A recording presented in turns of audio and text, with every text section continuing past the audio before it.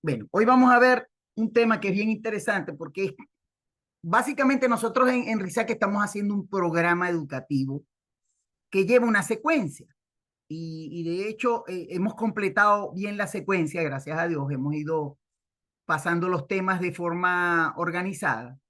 ¿Para qué? Para que cada punto quede o vaya quedando de una forma bien integrado a lo que es un programa educativo continuo, ¿ok? Que es lo que queremos hacer, una educación continua en salud digital. Entonces, vamos a ver un tema que es bien importante porque ya hemos hablado de interoperabilidad, hemos hablado de puntos básicos en salud digital, pero hay un punto que es el que tenemos que ir como aquí afinando, que es el de las competencias digitales avanzadas. No solamente es manejar la computadora, no es solamente manejar la parte de teleconsultas y telemedicina, sino además utilizar herramientas que nos ayuden a lograr la formación en lo que es la medicina 4P. La medicina 4P, les recuerdo, es la medicina que es la predictiva, preventiva, personalizada y participativa. Esa es la nueva medicina, es la medicina que va literalmente a cambiar lo que tenemos ahora como medicina tradicional, va a cambiar es a eso, a la medicina a la medicina tipo 4P. ¿Ok? Entonces, eh,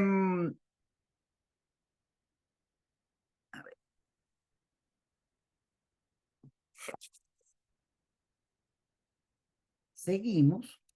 Pasa porque no me da la pantalla. Los objetivos de la formación en cuanto a la parte de avanzada tienen que ver con comprender todo lo que los conceptos claves como son la inteligencia artificial y la parte genómica. Ya van a ver por qué es tan importante esto, porque la inteligencia artificial es una buena parte de los conceptos de avanzada, pero va más allá. El problema es que no vemos el más allá porque esa profundidad de avance tiene que ver con cómo utilizar la inteligencia artificial en varias formas, de varios parámetros, ¿ok? Y que ésta nos ayude a desarrollar nuevos conceptos, a desarrollar nuevas prácticas o técnicas para diagnóstico, a desarrollar nuevos algoritmos de diagnóstico y también de tratamiento, porque también una va a llevar a la otra. Y hacer esto de forma práctica, o sea, no es solamente tener el conocimiento, sino cómo usarlo en la vida diaria, en nuestra práctica profesional diaria, usando este tipo de tecnología, o sea, usando la inteligencia artificial y en algún momento, porque todavía eso sí no se está haciendo, pero no dudo que va a llegar y se va a hacer, utilizar la parte genómica, utilizar la parte de lo que es el uso de de cómo hacer análisis genéticos y que esos análisis genéticos nos ayuden a hacer exámenes predictivos. O sea, ir un paso más adelante en lo que es la parte de medicina como diagnóstico y tratamiento. ¿Ok? Entonces, la genómica nos va a ayudar a eso, a hacer análisis predictivo. Hacer, por ejemplo, y esto es un ejemplo muy claro de esto, poder predecir cuándo un ser humano va a sufrir una enfermedad conociendo su ADN, conociendo su genoma. Hoy día, o sea, en el año 2021, sí, 2021 se terminó la secuencia completa del ADN humano, de todo nuestro ADN, ¿ok?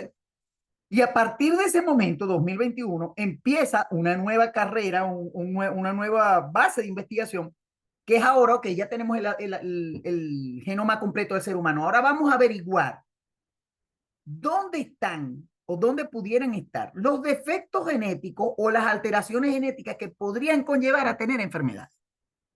Y ya de esto ya hay, ¿ok? Por ejemplo, ya se conoce cuáles son los genes implicados en el cáncer de mama, en la fibrosis cística, en algunas otras enfermedades. Estoy hablando de las que más resuenan dentro del ámbito clínico, pero hay muchas más, ¿ok? Por ejemplo, la talasemia, la anemia falciforme, ese gen ya también está reconocido. Entonces, a ver, cada vez que se descubre algo en nuestro genoma, nosotros vamos a tener, quizá no ahorita, pero en un futuro no muy lejano, Vamos a tener la capacidad con técnicas de recombinación genética, con técnicas como la del CRIS9, ¿ok? La, vamos a tener la capacidad de modificar nuestro genoma para prevenir estas enfermedades.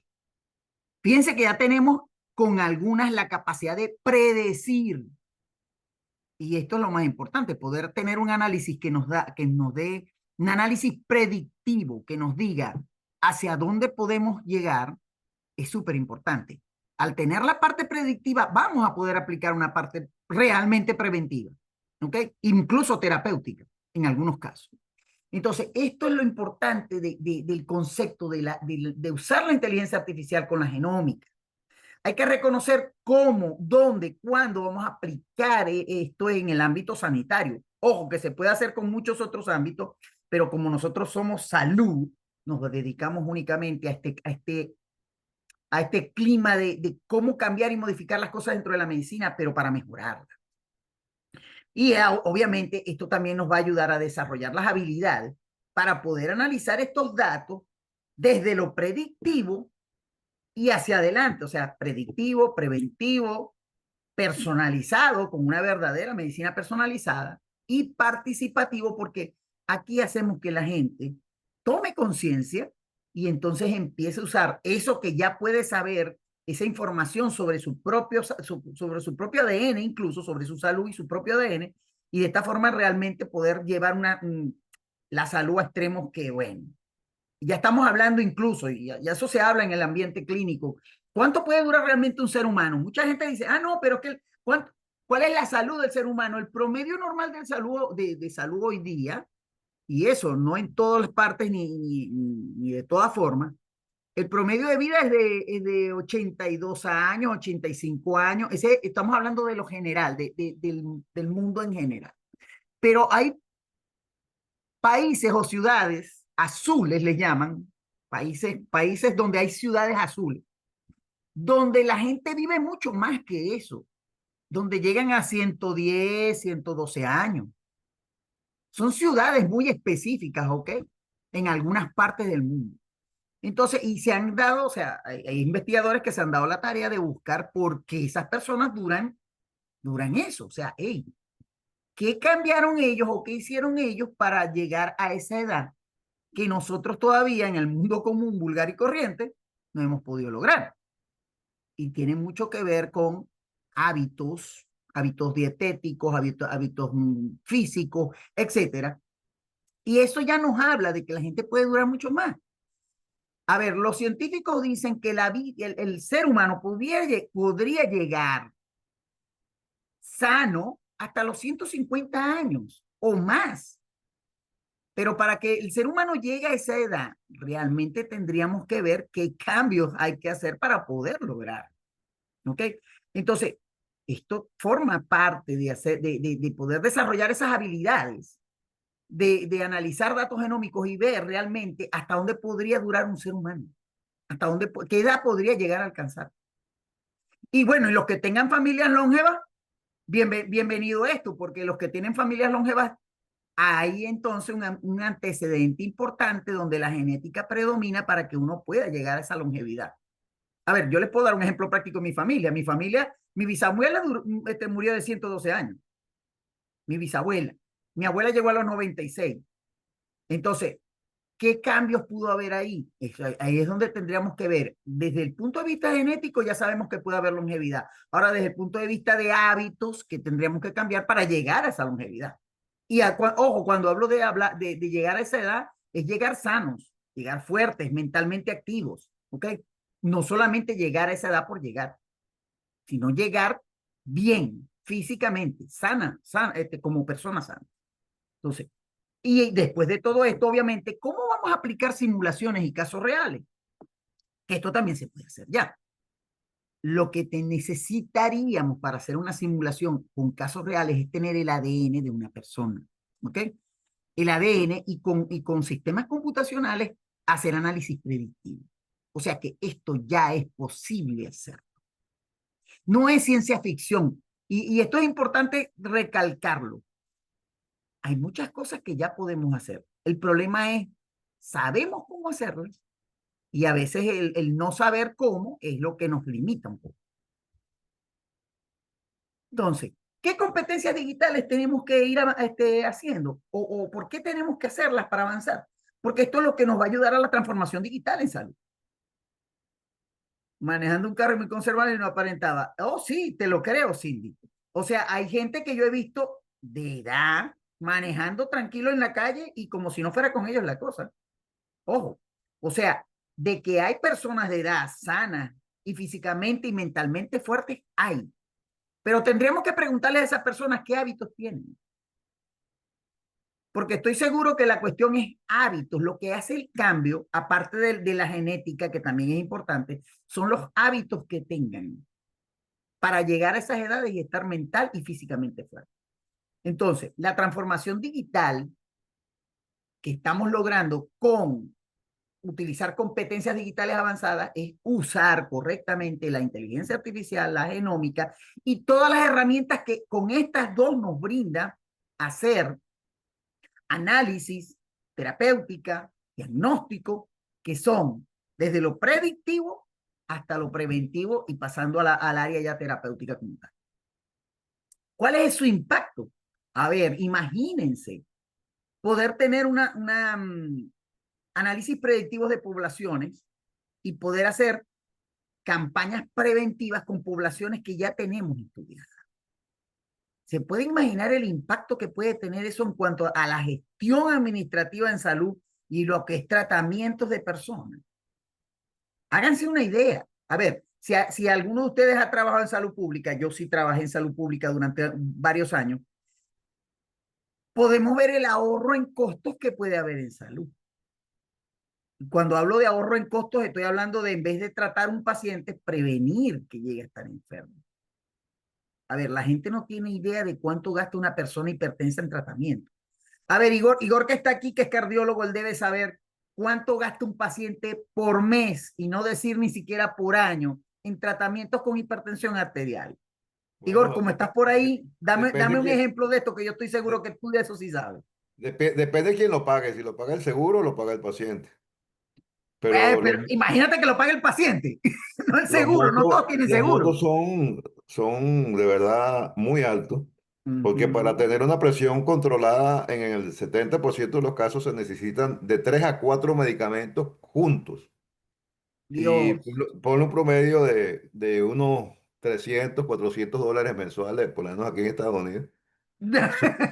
Su- sin meter, Sinceramente, sin meter los exámenes, sin meter el sí, sí, sí, mapa. sin meter los electrocardiogramas Sí. que se necesitan o Y sin cualquier meter otra cosa. sin meter las complicaciones, que lo digan los nefrólogos, yo sé que Pedro es uno de ellos, que la Sí, hipertensión es la hipertensión y la diabetes, las dos hermanitas que van juntas, sí.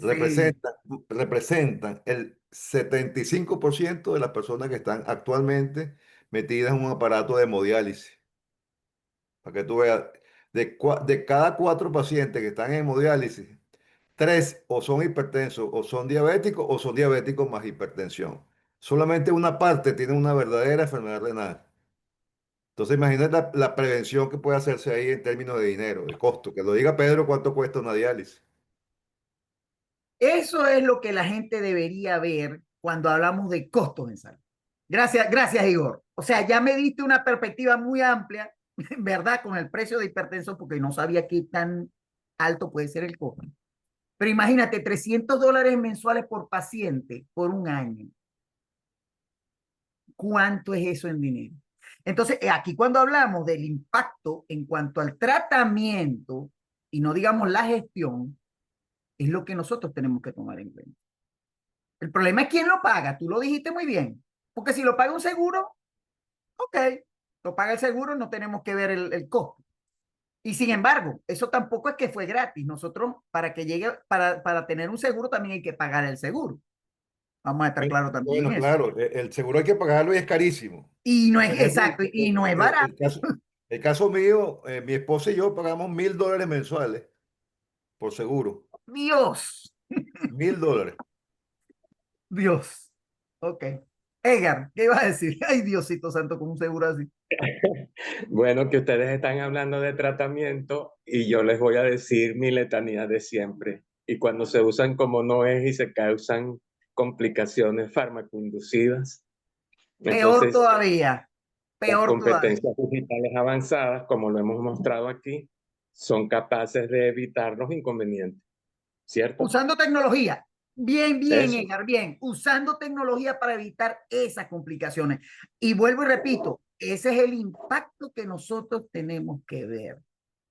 Y el impacto tiene que ver con el paciente y directamente todo lo que tiene el paciente. Pero además, si vamos a hablar de salud pública, el impacto en salud pública que también va a haber. Y que es gigantesco también, entre paréntesis.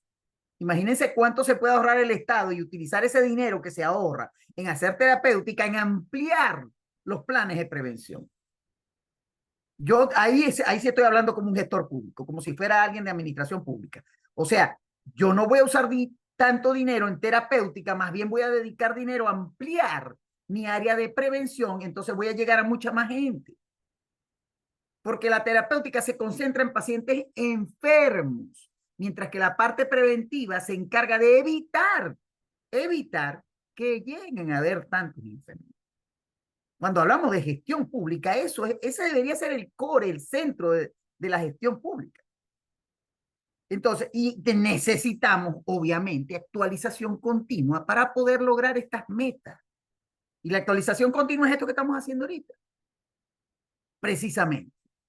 Entonces, vamos a la siguiente.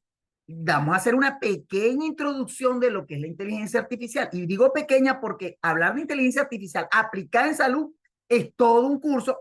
Entre paréntesis, nosotros lo damos, ¿ok?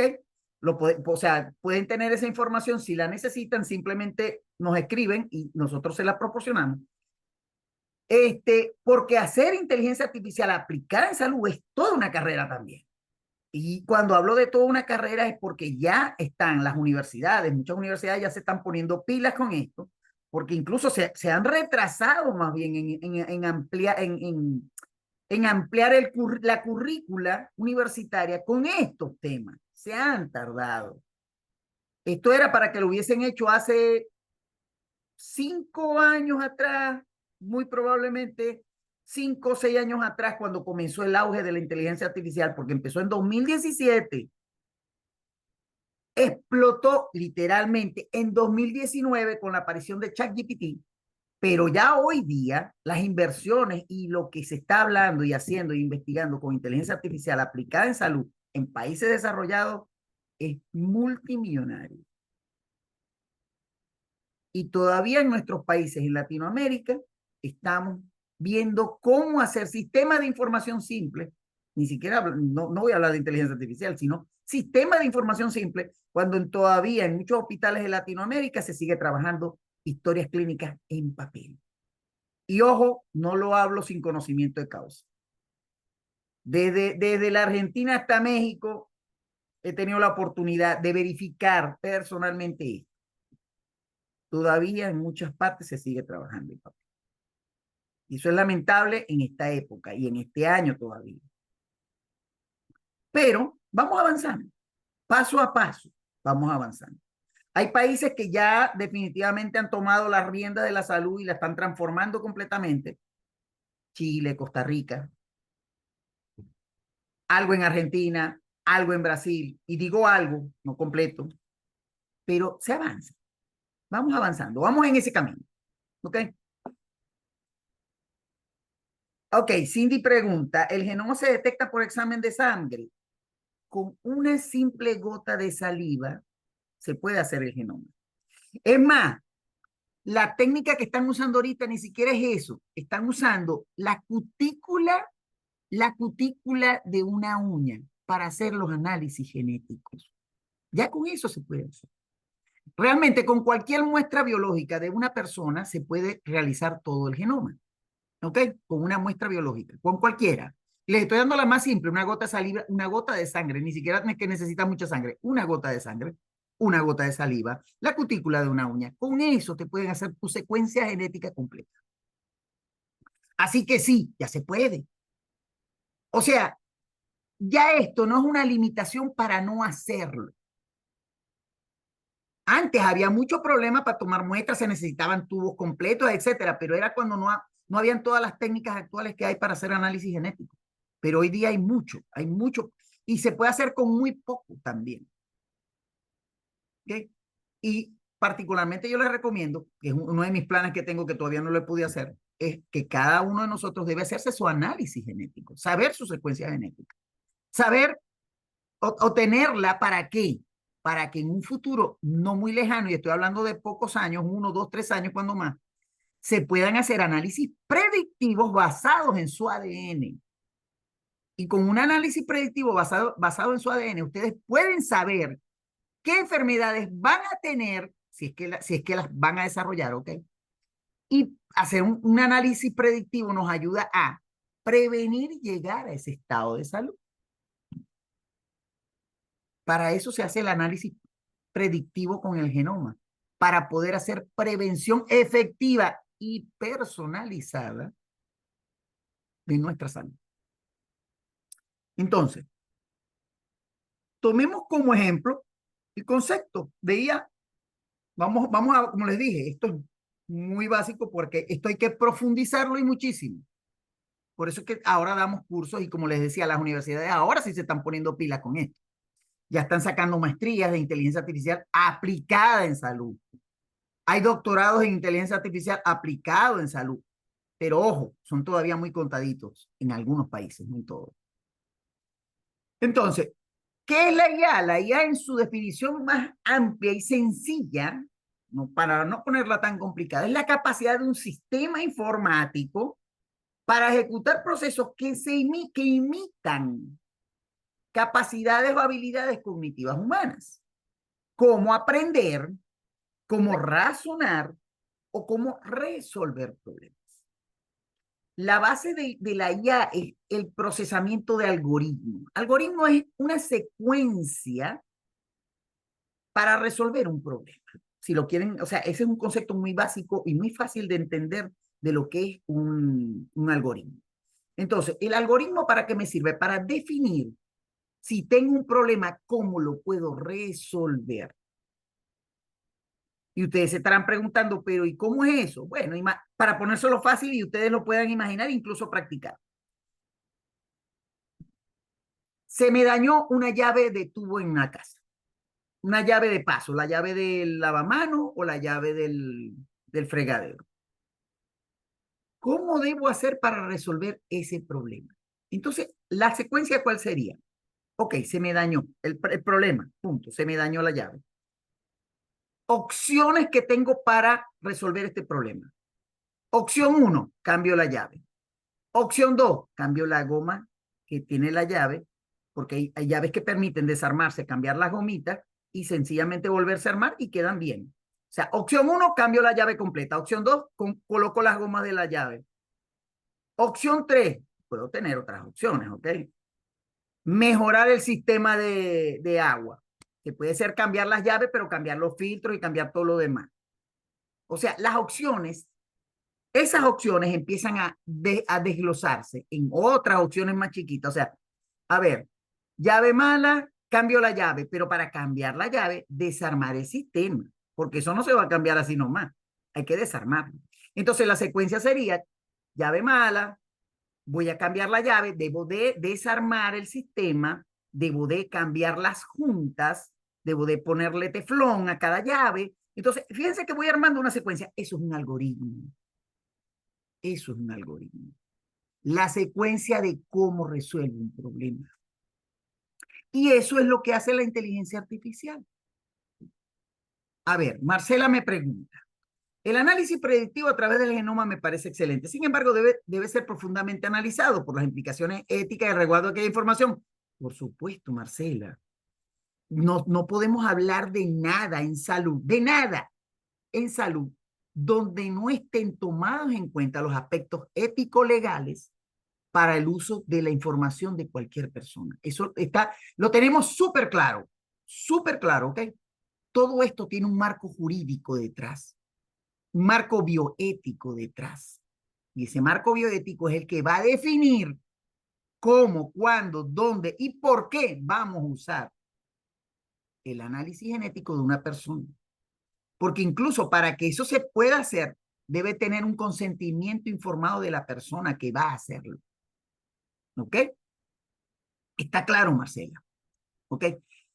¿Puede hacer una compañía de seguro? ¿Qué puede hacer? Bueno, las compañías de seguro, para empezar, no deberían tener esa información. A menos que la persona dé el consentimiento para que la usen. Sí, la ética es lo más importante. Ojo, ojo. Estamos hablando de las personas, de seres humanos. Estamos hablando de personas que tienen y que deben mantener sus datos bajo resguardo. Incluso, ya se sabe, y esto es algo vox populi, hoy día, hace 20 años atrás eso no era así, pero hoy día sabemos que la información clínica de cada uno de nosotros, nuestra historia clínica, esté donde esté, es nuestra propiedad. Y nosotros permitimos que la clínica o hospital que tiene esa información la use si y solo si tiene nuestro consentimiento. Ojo, que hoy día eso sí es así. Antes no era así, pero hoy día sí. Entonces, terminando la pregunta de Marcela, porque me hizo varias observaciones aquí.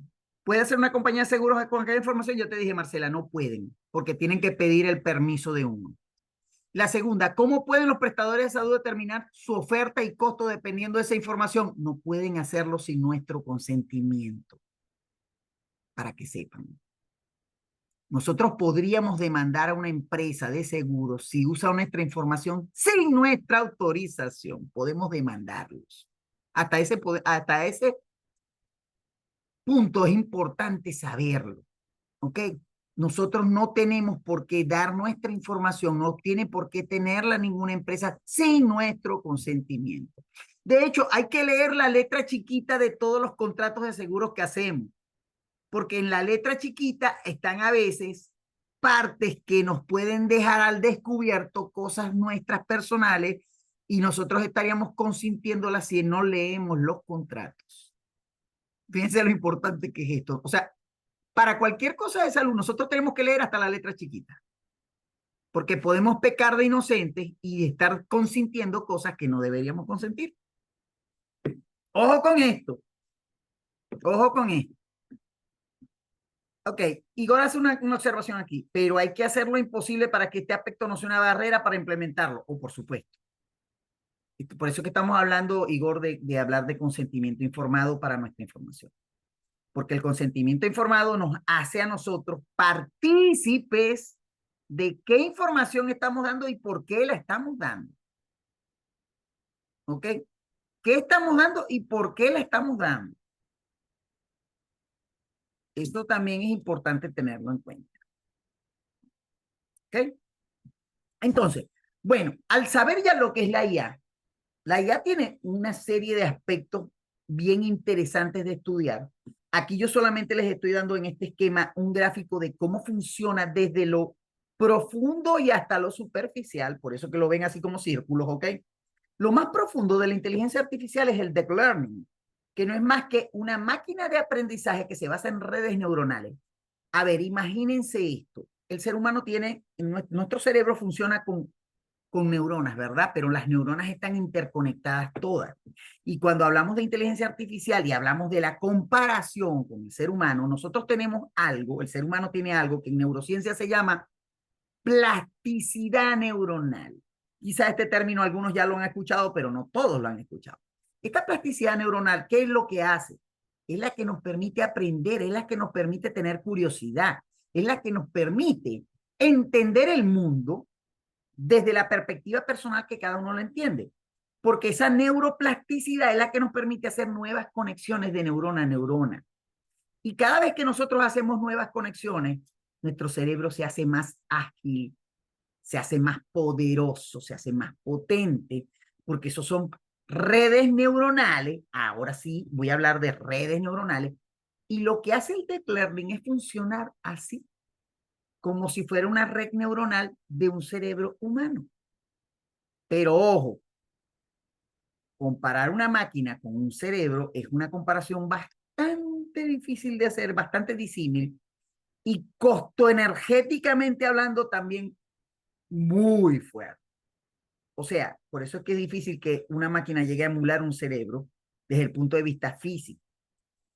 Energéticamente hablando, nosotros no gastamos prácticamente nada cuando hacemos un proceso de aprendizaje neuronal, etcétera, energéticamente hablando. Pero para que una computadora haga eso, no tienen idea de la cantidad de energía eléctrica que se consume un cerebro con redes neuronales. Y estamos hablando de miles de millones de kilovatios hora hombre, si pudiéramos compararlo. En verdad, todavía las máquinas no van. O sea, yo pienso que probablemente en un futuro, y no estoy hablando de un futuro muy cercano, y sí estoy hablando de por lo menos dentro de 200 o 300 años en el futuro, puede ser que se llegue a ver una inteligencia artificial que costo energéticamente hablando se parezca a un cerebro humano. Pero ya eso es un futuro sí muy lejano. Pero en la actualidad no es así. Igual funciona muy bien. Ojo, hoy día tenemos inteligencias artificiales que funcionan muy bien. Las redes neuronales funcionan muy bien, pero el costo energético es muy alto, realmente muy alto. Entonces, para que se parezca a un cerebro humano. Esa es la primera capa, la primera parte.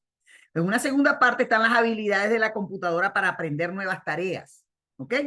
Y eso es Machine Learning. Para que esta inteligencia artificial haga análisis automáticos de datos que pueden ser supervisados o no ser supervisados, ¿ok? Esto es como la máquina aprende. Aprende de una forma más automatizada. Y cuando hablamos ya de la inteligencia artificial, hablamos de máquinas que van a simular todo el patrón intelectual humano, que ya eso también existe, como les dije.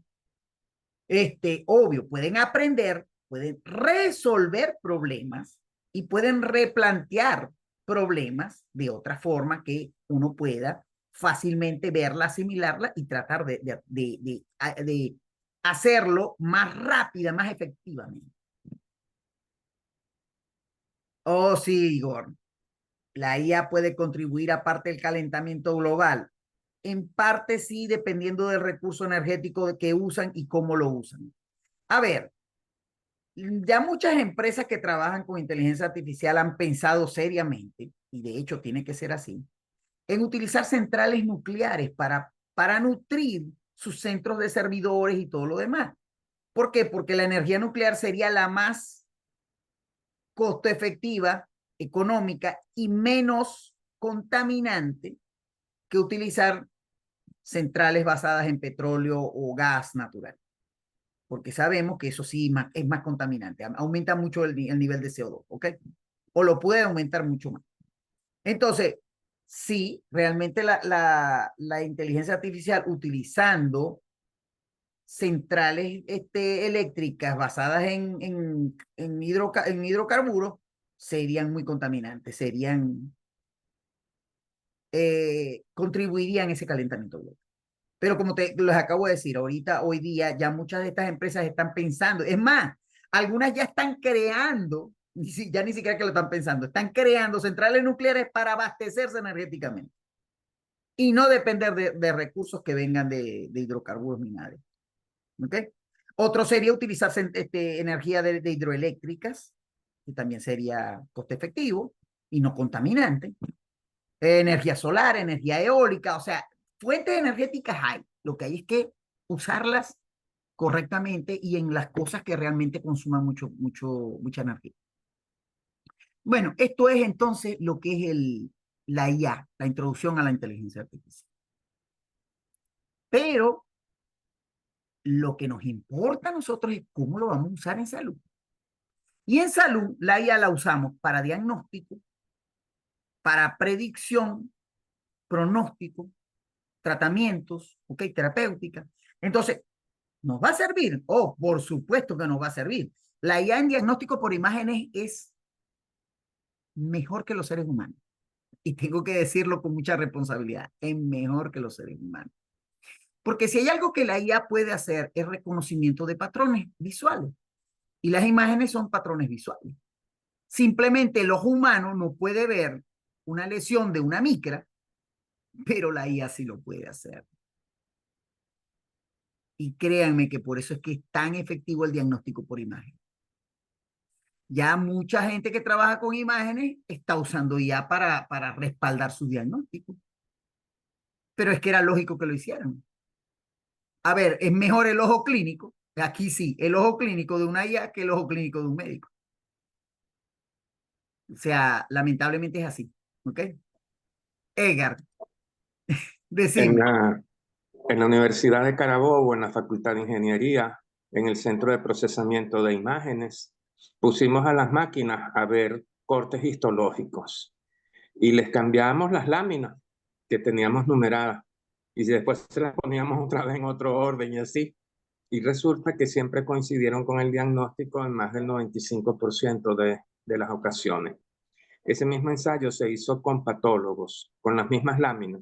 Ellos no veían los números identificadores, por consiguiente no podían programar su mente para que identificando el número pudieran hacer coincidir nuevamente su diagnóstico. El diagnóstico humano no superó el 60%. Es decir, las máquinas superan al humano en el diagnóstico por imagen de una En el manera... reconocimiento, por Sí, reconocimiento de patrones, ella. Porque exactamente. tenemos que decirlo como técnicamente el término es reconocimiento de patrones. El ser humano reconoce muy bien patrones. Ojo, sí lo hacemos, pero las máquinas no superan y por mucho. Y tú acabas de dar el ejemplo más práctico que se puede dar. O sea, pones a máquinas y pones a humanos y ahí es donde te das cuenta del porcentaje de efectividad que tiene uno y otro. Es la realidad. La predicción de riesgo tiene que ver con lo que hablamos ahora anteriormente de la parte genética. Si nosotros hacemos análisis genético predictivo, podemos decirle a una persona con un porcentaje muy alto de efectividad qué enfermedades va a tener, si es que ya no las tiene, y cómo prevenir que esa enfermedad aparezca en el ser humano. Mira, de esto hay un ejemplo bien drástico que lo hizo Angelina Jolie. Ustedes deben haber oído hablar del artista, ¿verdad? Angelina Jolie, su mamá murió de cáncer de mama. Y sus tías, o sea, habían varias familiares que habían muerto de cáncer de mama. Y ella tomó una decisión radical, ella se hizo una mastectomía radical en los dos lados, se puso prótesis, porque ella sabía que si ella no hacía eso, lo más probable es que ella también iba a tener cáncer de mama, iba a tener que pasar por todo ese proceso doloroso que pasan las mujeres que tienen cáncer de mama. Que si se lo diagnostican a tiempo, probablemente la cosa no pase tan a mayores. Pero y cuando eso no pasa, ya sabemos qué va a pasar. La persona va a terminar igual, la mujer va a terminar igual, o con una mastectomía, o si es que ya no da chance de terminar muriendo por ese cáncer de mama. Entonces, y fíjense que estoy hablando de un tema que para las mujeres, que hay aquí varias, ¿ok? Tengo varias mujeres aquí, es un tema que es duro de decirlo, sobre todo si han tenido o si tienen antecedentes o si han tenido familiares que han muerto de cáncer, de mama en particular. Yo tuve una tía que murió de cáncer de mama y yo la vi. Vi cómo se deterioró y estoy hablando de hace muchos años, estoy hablando que yo tenía cuando mi tía murió yo tendría como 10, 12, 11 años. Yo recuerdo cómo era ella y cómo se deterioró y cómo murió de cáncer de mama. Entonces, es duro. Pero ahora imaginémonos que podemos prevenir esto desde la predicción de que, hey, ya yo sé que tengo el gen, que tengo que hacer dos opciones: cuidarse muchísimo y cambiar hábitos que puedan conllevar a tener un cáncer, porque hay que cambiar hábitos. Realmente el cambio real está en hábitos dietéticos, de físicos, etcétera, etcétera, para llegar a evitar, para prevenir realmente estas enfermedades. Aquí es donde la prevención juega un rol importantísimo, pero basado en predicción. Entonces, la predicción de riesgo tiene que ver con eso, con poder llegar a hacer una medicina 4P realmente. Poder hacer análisis genético, poder hacer el análisis predictivo genómico y de ahí partir el resto de las cosas. Entonces, por eso es que es importante conocer y manejar bien la IA en salud. Entonces, los fundamentos de los análisis genómicos, de datos genómicos, tienen que ver con que, primero, la secuenciación, que ya se los dije. La secuenciación es el análisis de todo el genoma humano que ya está hecho. O sea que lo único que tenemos que hacer hoy día es hacer el análisis personal de cada uno de nosotros de nuestra secuencia genética. ¿Para qué? Para ver ese alineamiento, ver nuestro genoma como tal y ver qué genes tenemos y qué no tenemos. Y en base a eso, entonces, ok, ya yo conozco mi genoma, sé cuál es mi estructura genómica, sé cuáles son cada uno de mis genes. Ok, ¿qué predisposiciones genéticas tengo? Y en esto, esto es lo que el basamento, fundamento de la medicina 4P, de cómo realmente transformar esa medicina tradicional que era reactiva, que solamente actuaba cuando ya el paciente venía y estaba enfermo, a tener un paciente sano que nos llega, nosotros le hacemos todo su análisis y poder decirle a ese paciente, mira, tú vas a tener una predisposición a sacar o a tener estas y estas enfermedades. A tener una tendencia, por ejemplo, a ser hipertenso o a ser diabético o una predisposición genética a llegar a tener, no tenerlo, a llegar a tener un cáncer de colon. Y que esta persona, ok, o sea, yo tengo esa predisposición, sí. ¿Qué tengo que hacer para no llegar a tenerla? Y ahí la prevención. Y en el caso de que ya tiene la enfermedad, ok, ¿qué terapéutica está adecuada a mi persona para yo disminuir el efecto de esa enfermedad o, si es posible, eliminar esa enfermedad? Porque eso también es posible. Vuelvo y repito, es revertir cosas que hacemos mal y cambiar hábitos para lograr una salud integral. Entonces, esto es lo que se hace cuando se hace la medicina 4P con la genómica.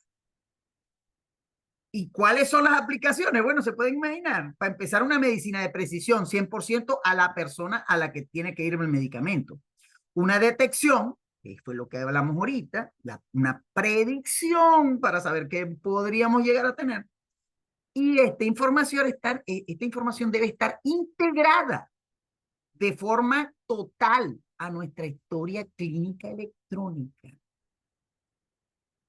Basado en eso, y por eso es que se habla hoy día tanto de llevar nuestras historias clínicas a ese nivel, a que sean historias clínicas electrónicas, donde toda nuestra información esté allí en un solo sitio, no dispersa como hoy día está. O sea, a ver, en cualquier hospital de nuestros países latinoamericanos, también pasa en Estados Unidos, entre paréntesis, y más, yo me atrevo a decir que pasa en todos los países del mundo todavía, que no tengan centralizada la información clínica.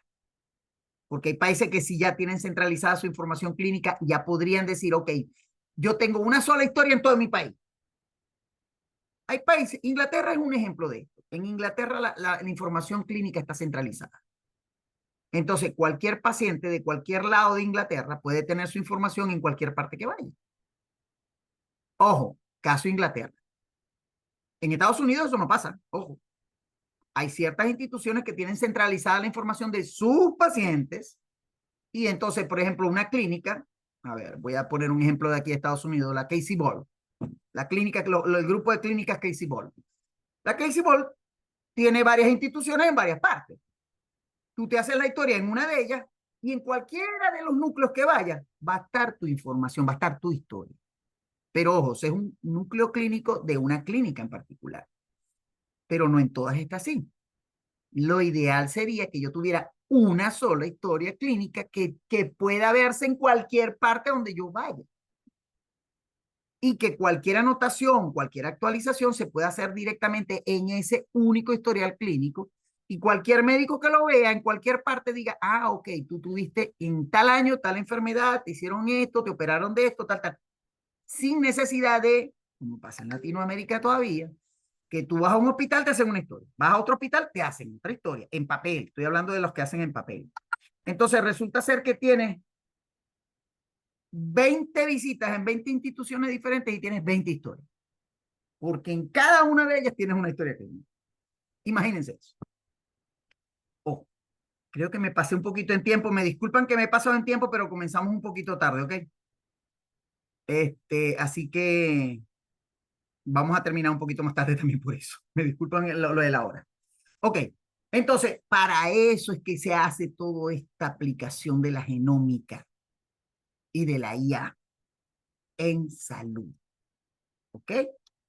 Entonces, aquí ya me hablamos de actividades prácticas que podríamos hacer en nuestras instituciones de salud. Para esto tendríamos que hacer el curso de inteligencia artificial aplicada en salud, entre paréntesis. Ahí sí, sí o sí, tenemos que tener el conocimiento completo. Los invito a los que están presentes. Hay algunos aquí que ya han hecho el curso. Edgar, Igor, Carmen. Los que no lo han hecho, los invito a que cuando quieran lo hagan. Simplemente se comunican con nosotros, con Rizat o con mi persona, y con gusto le damos toda la información del curso de IA aplicada en salud. Voy a hacer la propaganda de una vez. El curso dura 4 semanas, tiene práctica intensiva, tiene su teoría y finaliza con un proyecto que sea de IA aplicada en salud. El curso, me atrevo a decirlo, el curso más completo que hay sobre IA aplicada en salud que pueda existir. Porque ya yo he buscado dónde y cuándo y cómo, y no tienen todo lo que tenemos en nuestro curso. Publicidad gratis. Pero bueno, las actividades prácticas tienen que ver con ¿qué? Con la simulación. Tenemos que simular casos que pueden ser, por ejemplo, con una IA dedicada a imágenes médicas.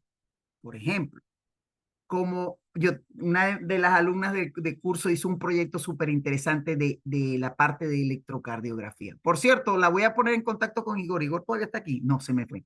Tengo que ponerla en contacto con Igor porque el proyecto de una de las chicas que hizo el curso es un proyecto súper interesante de lectura de exámenes electrocardiográficos automatizados. Y créanme que ese proyecto es una belleza. Yo se lo estoy promocionando a la persona. Pero bueno, es por eso, por lo que el alcance que tiene este tipo de proyectos. Y una segunda simulación que podríamos hacer también con inteligencia artificial es un dataset de datos genómicos. ¿Ok? Hacer un análisis de un genoma para ver qué aspectos predictivos va a tener y qué aspectos preventivos para ese paciente podría implicar. ¿Ok? Entonces, eso es súper interesante. Miren, cuando uno aprende inteligencia artificial aplicada en salud, no da la vista para saber qué se puede hacer. O sea, el alcance que tiene se pierde. No lo podemos ver. No podemos visualizar todo lo que se puede hacer. Por eso es que en el mundo de la IA dicen que la IA puede reemplazar al humano. Realmente la IA no va a reemplazar nunca al ser humano. Pero ojo, lo que sí hace es potenciar la capacidad que cada ser humano pueda tener. Potenciar el conocimiento que tiene y la aplicación práctica que pueda hacer con ese conocimiento. Se pueden hacer estudios de caso. Por ejemplo, aquí tengo el caso A de mejora diagnóstico de cáncer de mama con IA. Yo ya tengo una alumna que está haciendo esto, que está haciendo el diagnóstico de cáncer de mama a través de estudios de imágenes con IA. Ya lo está haciendo, o sea, es algo práctico totalmente. Ojo, como lo está haciendo ella, lo puede hacer cualquiera de las personas que está aquí. Hay otra cosa que se puede hacer que es interesante, que la dijo Edgar, porque Edgar la hace, que es la parte de un análisis farmacodinámico y un análisis de cómo un medicamento puede tener una reacción medicamentosa con otro y puede causar más bien más enfermedad a un paciente. Y él hizo un trabajo, su proyecto se basó fue precisamente en eso.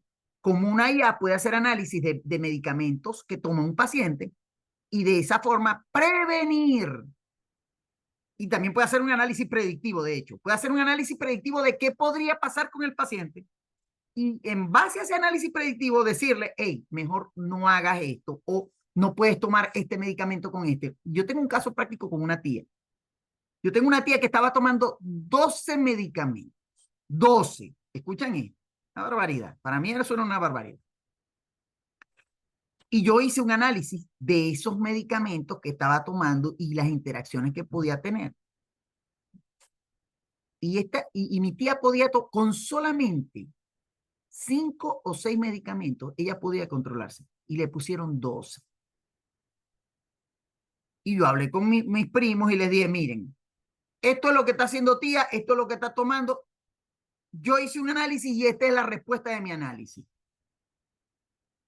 Y ellos se quedaron así como que, ¿qué?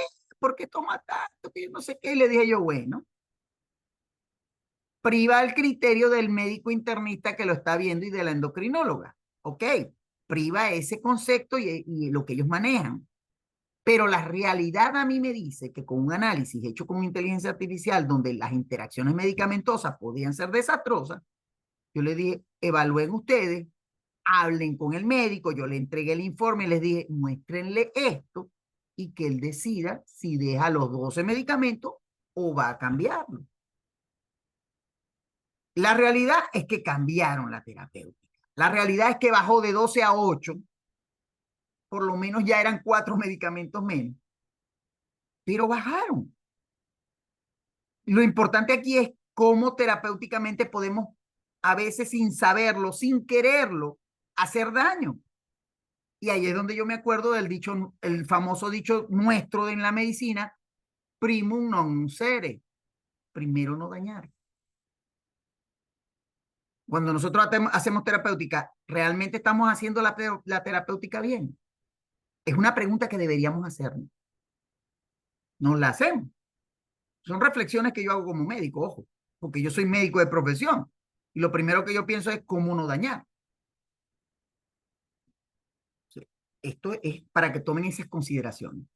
Y cuando hablamos del dato genómico en cáncer de colon, imagínense, hay un gen que determina que una persona pueda o no tener cáncer de colon. Hay un gen, ya está listo, o sea, está descrito y está identificado dentro del ADN humano. Entonces, si una persona tiene ese gen, ojo, hay que empezar a hacer análisis cada 6 meses de ese paciente a partir de los 50 años. Dicen algunos que a partir de los 35. Pero la estadística general habla de entre 40 a 50 años. Empezar a hacer cada 6 meses un análisis para saber cómo está el colon. Que puede ser o una colonoscopía o un análisis del tracto hecho con estudios genómicos. Ya hay kits genéticos para saber cuando hay cáncer de colon. Ya existen. Aquí se llama Colorectal. Yo me lo hice. Yo hablo desde lo que yo ya he visto y ya me lo he hecho. El Colorectal. Entonces, con el Colorectal se puede determinar cáncer de colon sin necesidad de hacer una colonoscopía. En nuestros países latinoamericanos, vaya, eso no existe, así que vamos a tener que hacernos la colonia.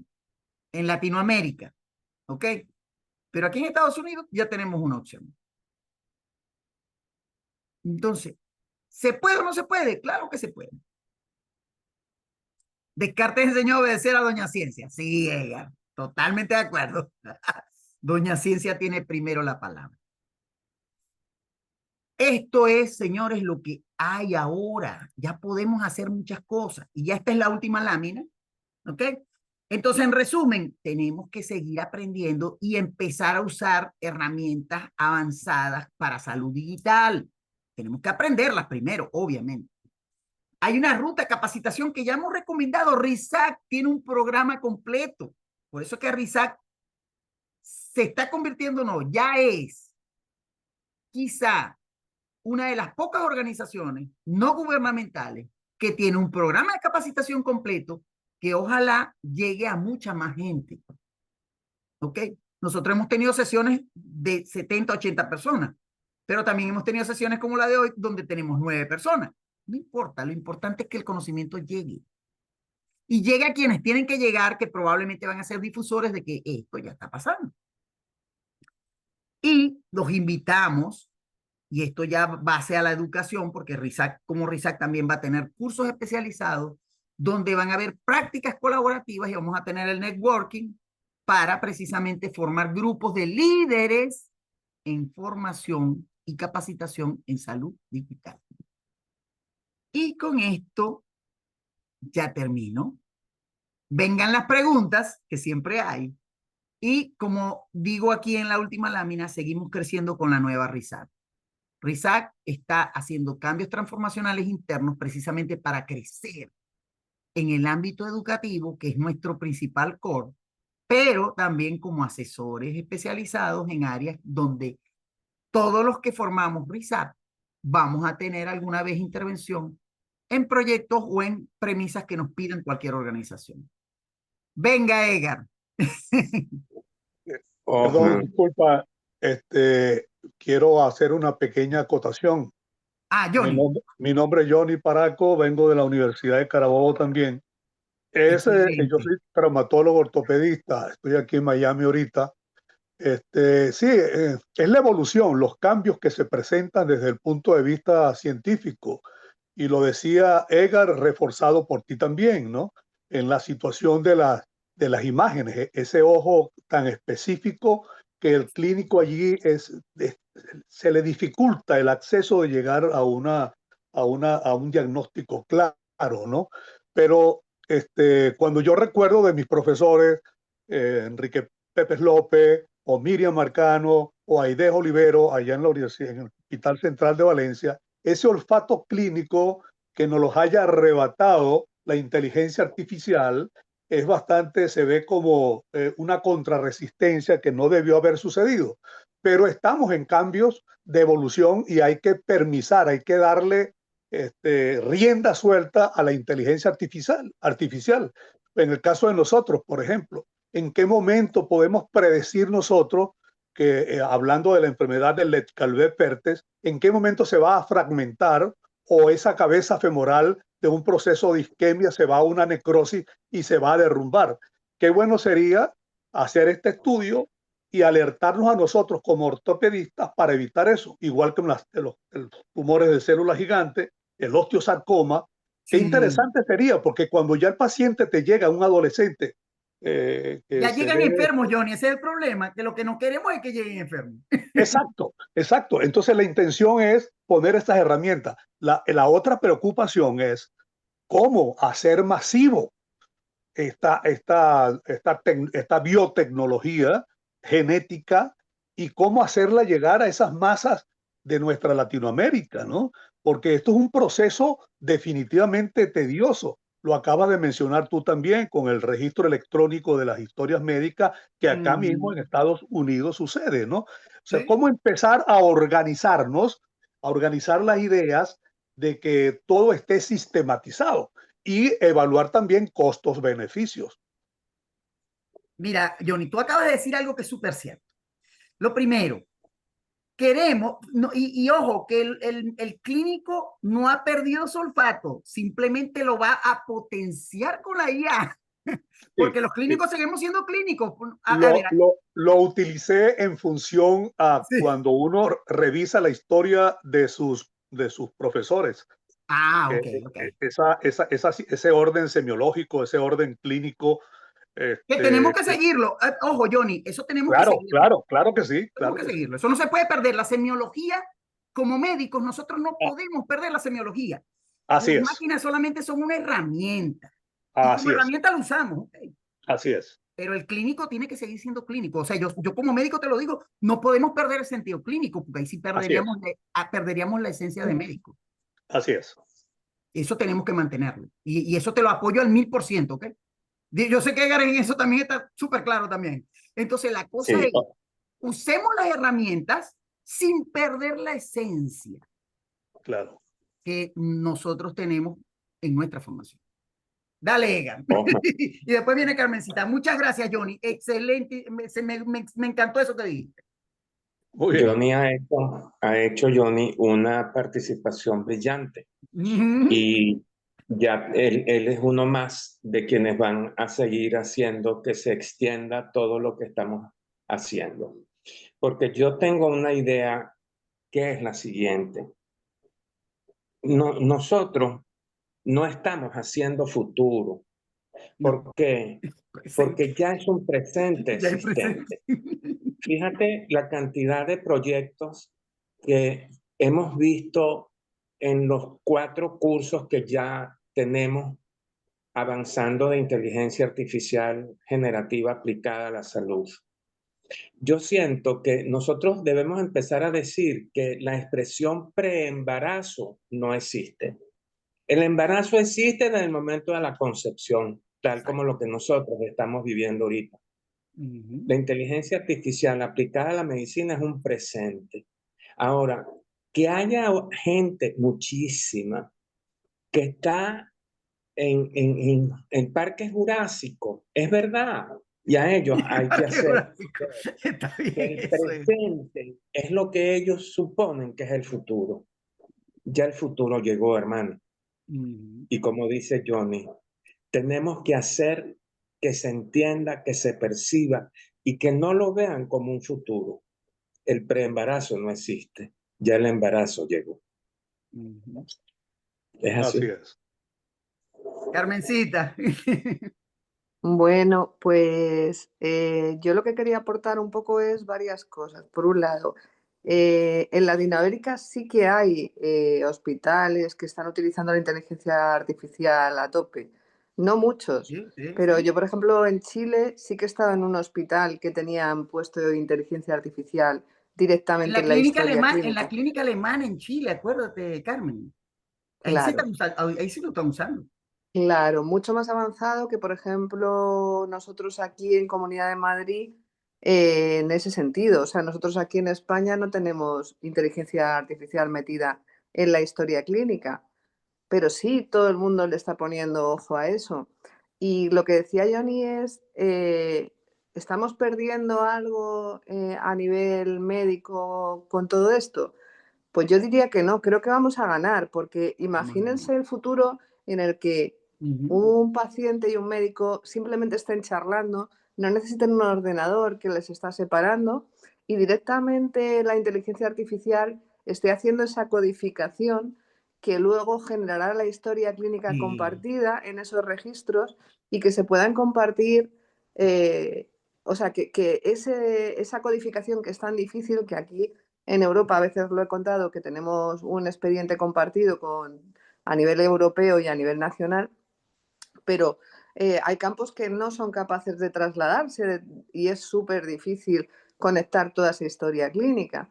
Entonces, si la inteligencia artificial coge ese texto, te lo va a codificar sin ningún problema, no va a haber ningún problema de interoperabilidad. Sí. Entonces ahí ganamos. Ahí Y ganamos. además te puede dar un pronóstico posible, que luego tú como profesional sanitario dirás, pues me parece acertado o no, ya utilizando tu intuición médica, Sí. pero puedes aprovecharlo. Entonces, para mí el futuro con inteligencia artificial puede ser la diferencia entre salvar a alguien o no hacerlo en un momento dado porque Totalmente. no precises en ese tratamiento que le tienes que dar. Totalmente, Carmen. Acabas de decir una realidad que es imbatible. O sea, ¿cuántos pacientes vamos a poder salvar usando las herramientas correctamente? ¿Cuántos? Claro. O sea, perdemos la vista de cuántos vamos a salvar. Esa es la realidad. Y no lo vemos. Así es. Así es. Tenemos Un ejemplo lo tenemos con la cirugía robótica, ¿no? Que ya nos ha dado tanta tranquilidad, por ejemplo, en el campo de nosotros, en las deformidades angulares y la ubicación de la prótesis y tomando en cuenta las líneas de rotación, lo del centro de rotación de la pelvis. O sea, que nos da como esos software nos da posibilidades bastante atractivas y resolutivas, cirugía ¿no? estereotáxica. ¿Me estás hablando de cirugía estereotáxica, Johnny? Así es, así es. Tú sabes que yo trabajé con cirugía estereotáxica, pero en neurocirugía, que es algo Neurocirugía. espectacular. O sea, imagínate que en Claro, claro. neurocirugía la estereotáxica nos No, esto ubica. es un mundo y lo que tú mencionabas acerca de hacer los simulacros, Ajá, las simulaciones. definitivamente es un mundo fascinante, ¿no? Para Porque aprender es espectacular. ¿Te imaginas sí, que sí, puedas sí, sí, simular una operación completa? los simulacros con IA son estupendos, definitivamente. Y bueno, es aprendizaje, ¿no? Meterse en esta esfera de crecimiento, yo creo que es importante. Sí, definitivamente sí. Por cierto, todos los presentes hoy, los que no sean miembros de RISAC, los invitamos a formar parte de RISAC. Aquí en RISAC tenemos sábados de conocimientos, tenemos cursos que ya están preparados, no nos hemos empezado con los cursos, porque estamos reorganizándonos para ser más efectivos y poder llegar, tener más alcance del que ya tenemos. Pues nosotros estamos en toda Iberoamérica, incluyendo España. Carmen desde España. Y fíjate que nosotros tenemos toda una comunidad que es grande, pero bueno, no siempre todos están pendientes de todas las conferencias de los sábados, pero siempre tenemos gente con esa hambre de saber, como dice mi amigo Edgar. Así es, así es. Sí, bienvenidos a todos. Y bienvenidos siempre a todos a Pararrizar. Edgar, Acaba de ¿qué hablar, ibas a decir? oye, acaba de hablar la próxima presidente. Oh, no. Sí, Carmencita, Oye, ya estamos oye. pensando en ti, Carmencita. No me da la vida, chicos, me encantaría, pero no me da la vida. Yo apoyo a cualquiera de vosotros, pero es que no me da la vida. O sea, según ha ido la RISAT este tiempo, debería de ser yo.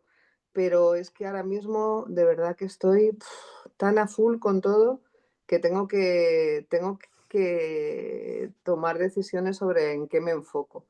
Y RISAT, tengo ahí un foco chiquitito, ya lo sabéis, pero RISAT necesita mucho foco. Sí, bueno, eso que acaba de decir Carmen es cierto, porque si la Sí. ambición es crecer y llevar esto a un nivel, vamos subiendo, pero lo queremos llevar Superior, todavía más alto. un nivel Entonces, superior, sí. sí, hay que ponerle, la verdad, Bueno, hay que se ponerle. nace con ese entusiasmo y los peldaños se van recorriendo los escalones hasta alcanzar la meta, el resultado. Claro, Sí, es muy bonito poder tener a profesionales, pues como lo que estás contando, Johnny, de lo que tú haces y toda tu experiencia, y además con las inquietudes que tenemos todos, porque aquí todos somos como muy entusiastas en todo lo que viene a nivel tecnológico. Entonces es súper bonito esta red por eso, porque hoy no hay mucha gente, pero hay veces que puede haber 30, 40 personas aquí y Y en los todos congresos, son Carmencita, que a veces se claro. nos ponen en 100 y más. 700 en el Sí, congreso que hicimos Pedro y yo, sí. pero porque hay mucho interés en todo esto. Vamos a ver en Pero qué bueno, momento puedo gestar el curso con ustedes cuando pues, estoy focalizado ahorita en otra situación. Luce interesante y los fines de semana, cuando no esté Todos activo los en mi sábados, agenda, bueno, todos los sábados no, Johnny, pero pudiésemos participar para claro, pero acompañarlo. todos los sábados nosotros tratamos de tener conferencias. Siempre hay 2 sábados del mes donde está la parte de cursos y la parte de asamblea, pero 2 sábados al mes por lo menos es fijo que vamos a tener capacitaciones. Claro. Quiero hacer una nota a Marcela, que nos está dando gracias, nos saluda desde la Universidad Católica del Norte en Chile. Gracias, Marcela. Y es de miembro de RUTE. Bueno, de Chile bienvenido siempre, porque Chile es uno de los pocos países que está desarrollando fuertemente salud digital. Ojo, y nos encanta que estén siempre presentes los chilenos, porque tenemos una comunidad chilena grande también en RISAC, entre paréntesis. sí. Entonces, Ojalá. bueno, ya son las 11:41. Mire, ya por hoy vamos a terminar. Gracias por su presencia, por su atención. Edgar, si querés decir algo, que ya estamos terminando. Sí, que cuando hace un instante Johnny y tú hablaban de la importancia de la inteligencia artificial, yo quiero retomar y terminar con esto. 60% de certeza cuando los patólogos hacían su diagnóstico con las láminas. 95% y más cuando las máquinas hacían la cosa. No hay conflicto. La idea es que las máquinas vean y después venga el patólogo y confirme como humano que es y es el que va a asumir la responsabilidad por lo que la máquina haya podido ayudar. La idea es que son herramientas para ayudarnos, no para desplazarnos. No para desplazarnos. Son Entonces, complementarias. Sí. Estoy muy de acuerdo, Edgar. Sí. Son claro, herramientas, entonces, son herramientas. Tenemos que siempre pensar todo lo que nos ayude a mejorar nuestro ejercicio profesional como herramienta es bienvenido. Así Pero es. vuelvo y claro, repito, lo que no se nos puede perder es la esencia humana claro. como médicos. eso Eso es no lo se más puede Y perder. cuando, importante. Es lo más oye, importante. y cuando vemos que la diferencia en la certeza es de más de 30%, imaginémonos que el caso soy yo y que yo caí en el 30% de errado. ¡Wow! Y si el diagnóstico es de lo que no nos gusta escuchar, va a pensarse que tengo algo que es inocente y resulta que me puede quitar la vida y la máquina no se va a pelar, no se va a equivocar. Entonces tenemos que estar en eso. Claro. 30 y Totalmente pico de de acuerdo, por ciento de diferencia es demasiado. Sí, sí. Entonces tenemos que velar es por llegar a ese nivel de excelencia que tenemos que buscar como profesionales de salud. Y si para llegar a ese nivel de excelencia necesitamos herramientas, pues usémoslas, las tenemos. No podemos descartarlas simplemente por orgullo, por ego. Nosotros somos mejores que la máquina. Eso es algo que ni siquiera es cuestionable. Somos mejores porque nosotros somos los creadores de las máquinas.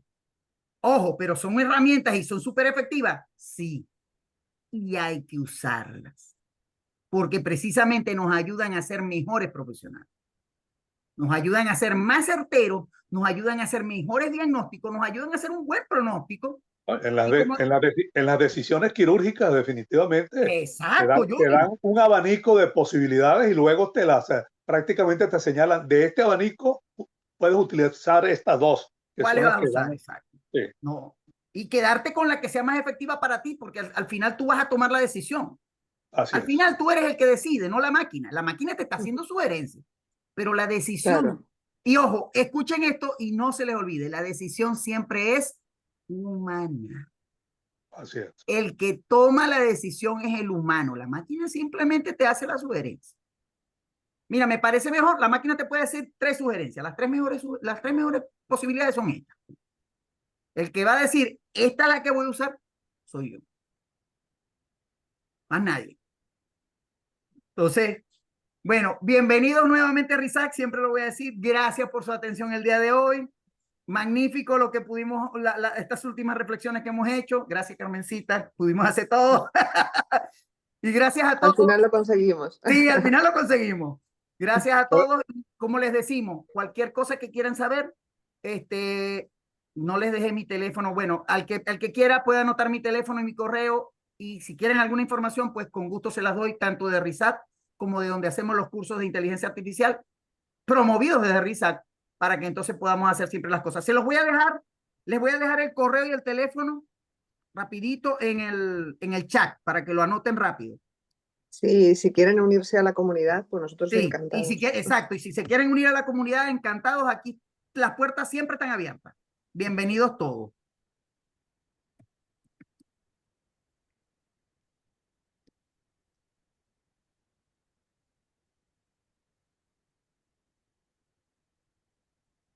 Ahí ya les dejé tanto mi correo como mi teléfono.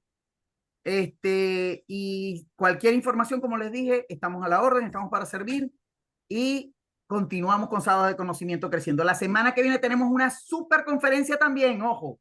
El sábado que viene tenemos a una licenciada en data médica y va a hablar precisamente sobre la gobernanza en la data médica. Ojo, este tema para historia clínica es matador. Súper importante. Súper importante. El próximo sábado vamos a tener a Wendy, ay, no me acuerdo ahorita, Wendy Rivera.